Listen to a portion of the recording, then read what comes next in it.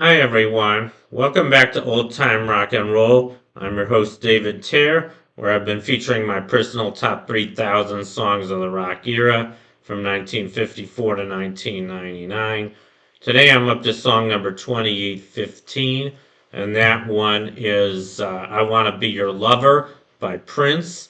This was his first top 40 hit, and it was released in 1979. I think it peaked at number 11 in the 1980, and it was also released on his debut album entitled For You, which I believe came out in 1978, the previous year. He was just starting out.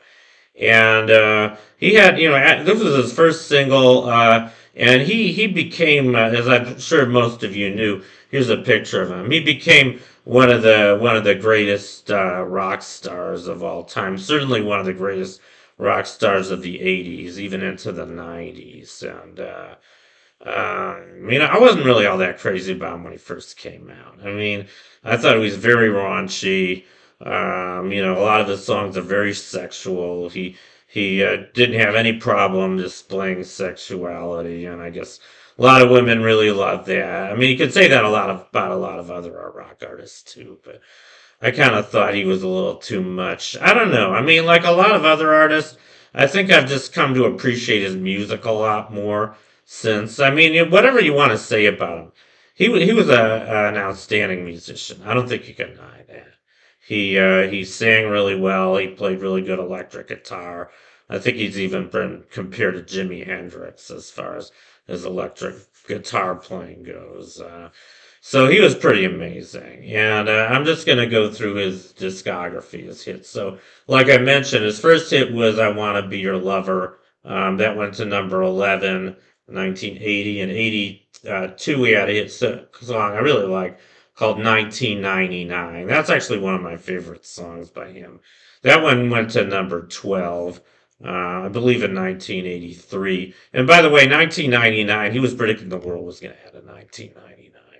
And I'm glad it didn't. I'm glad we're still around. I don't know how much longer we're going to be around, especially with Trump, but I don't want to get into that. But anyway, so that was his next big hit. After that, I'm just going to go through his top tens because he had just so many hits. I can only go through his top 10. So in '83, he had Little Red Corvette, which went to number 6, and Delirious, that went to number 8.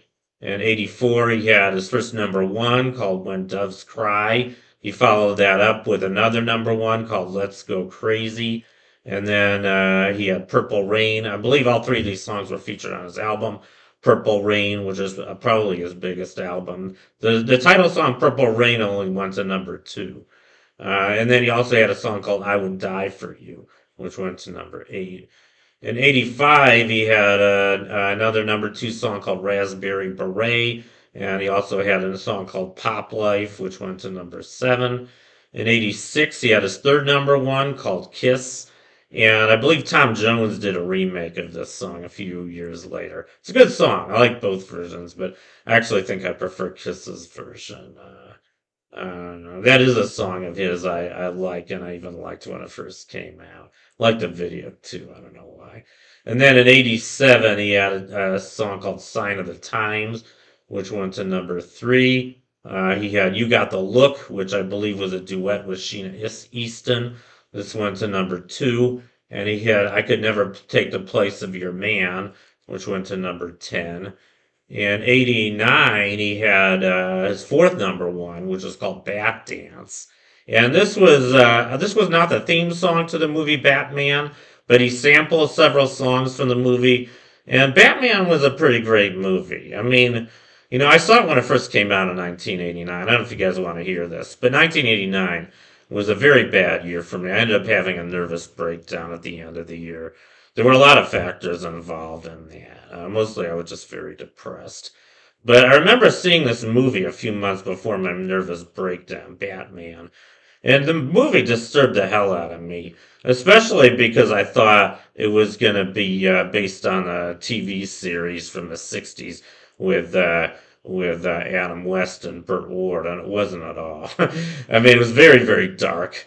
It was kind of a fictionalized Gotham City that looked like a kind of a medieval, modern jungle. I don't know how to describe it, but it was a very dark movie. Jack Nicholson was very scary in it as the Joker.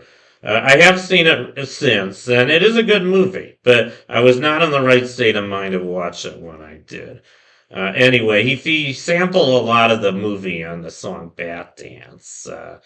Which is kind of a strange song, but it was a number one for him. In 1990, he had a song called Thieves in the Temple, which went to number six. In 91, I guess he had his fifth number one, Cream. And he also had a song called Diamonds and Pearls, which went to number three. In 1992, he had a song called Seven, which coincidentally went to number seven. I only know one other top 40 song that peaked at the number that was mentioned in the title, and that's number nine, Dream by John Lennon. Coincidentally, that one went to number nine. I don't know any other songs that have done that. I don't know if that was prophetic or not. I think both of them were probably just coincidences. But anyway, his last top 10 was called The Most Beautiful Girl in the World. This came out in 1994 and it went to number three. And I don't think this is the same song that Charlie Rich recorded in the 70s called The Most Beautiful Girl. That was a number one for him. Very pretty song, and it was a country song. And I can't imagine Prince singing country, so I'm pretty sure it was a different song. But anyway, that's all the hits he had.